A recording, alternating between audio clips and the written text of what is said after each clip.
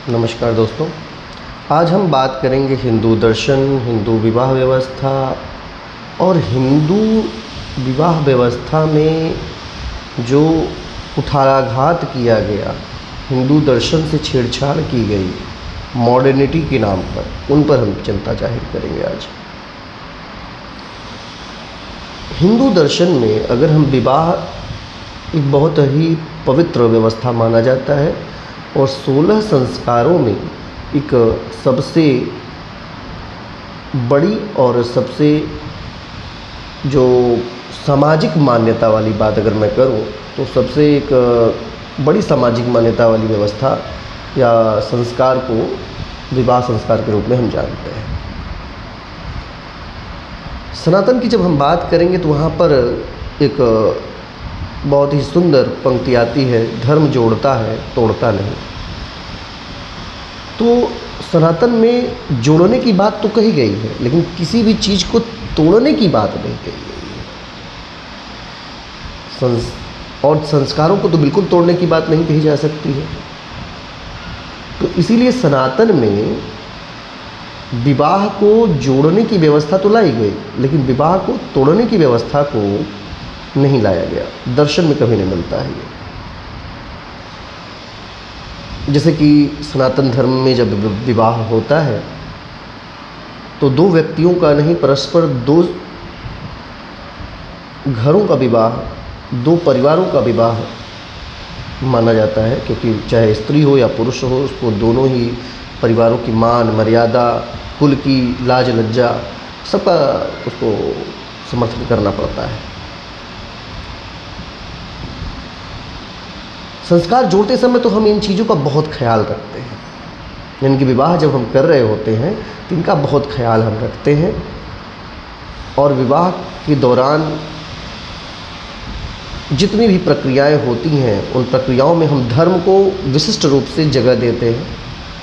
चाहे वो मुहूर्त की बात हो, चाहे वो 7 फेरों की बात हो, चाहे वो कन्या पूजन की बात हो, या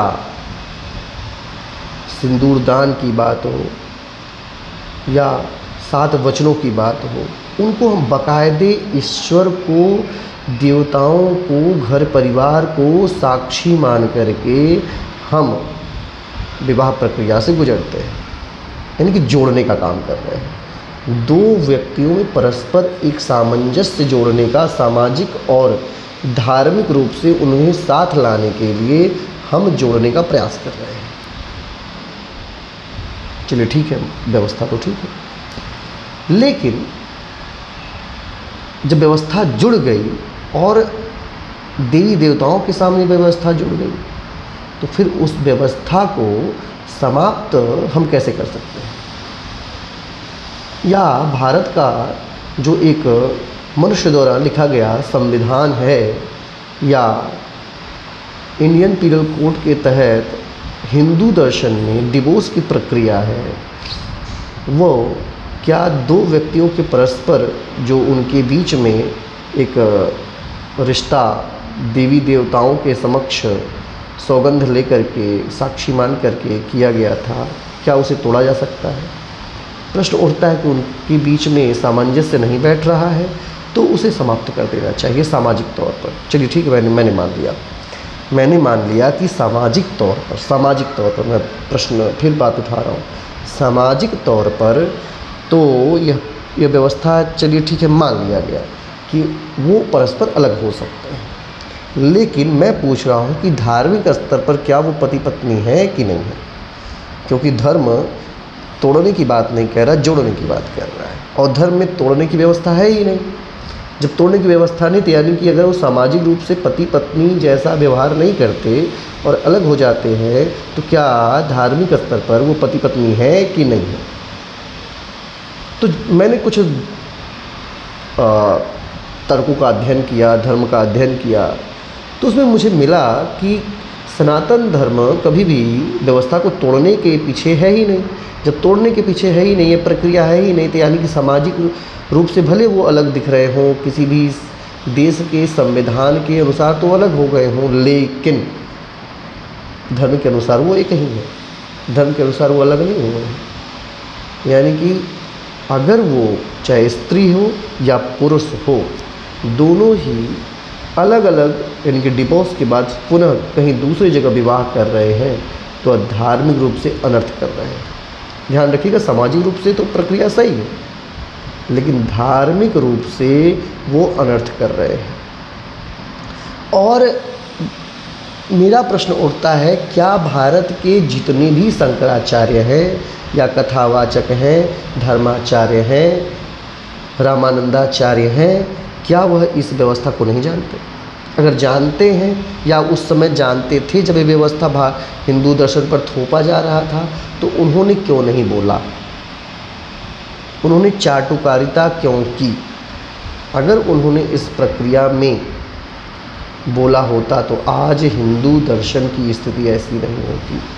हम बार बार प्रश्न उठाते हैं इस्लाम तो इस मामले में थोड़ा सा मैं मानता हूँ, इस्लाम एक प्रक्रिया ठीक है, इस्लाम में प्रक्रिया को मैं सही मानता हूँ। कारण क्योंकि इस्लाम यह इस बात को तो कहता है कि उनका जो विवाह है वो एक व्यवस्था के तहत कुछ समय के लिए है, कॉन्ट्रैक्ट है, वो संस्कार नहीं है, वो संस्कार से नहीं जोड़ते हैं। वो सीधे कहते हैं कि भैया कॉन्ट्रैक्ट है, जब तक चल रहा नहीं तो फिर ये कॉन्ट्रैक्ट रद्द हो जाएगा।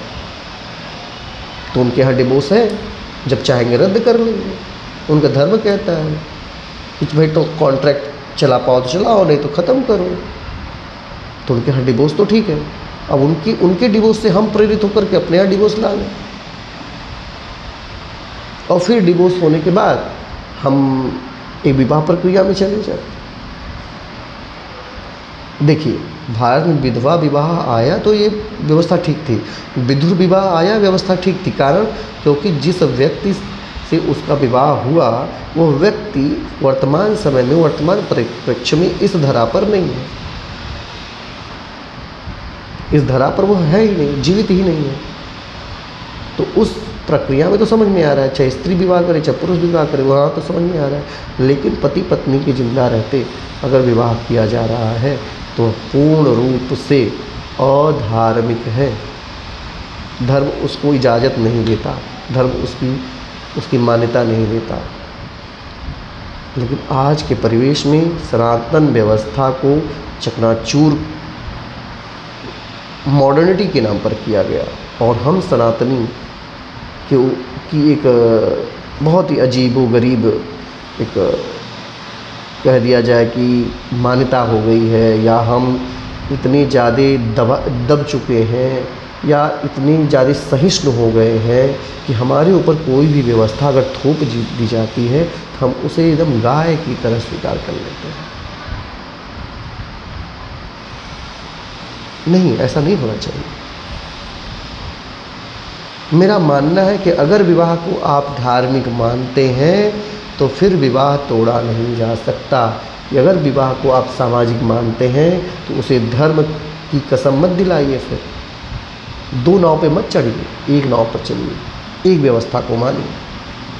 अगर विवाह संस्कार है तो तोड़ नहीं सकते, और अगर यह आप इसे तोड़ना चाहते हैं, विवाह प्रक्रिया को आप पूर्ण रूप से जो तोड़ने का व्यवस्था डिवोर्स करते हैं, जज के सामने आप जाते हैं और वो लिख देता है कि विवाह टूट गया तो टूट गया, तो फिर धर्म को बीच में मत लाइए, ईश्वर का सौगंध लेकर के विवाह मत कीजिए, इतने बड़े आयोजन और इतने बड़े स्तर पर धन को मत लुटाइए, फिर कोर्ट में जाकर के विवाह करने की प्रक्रिया को अपनाइए।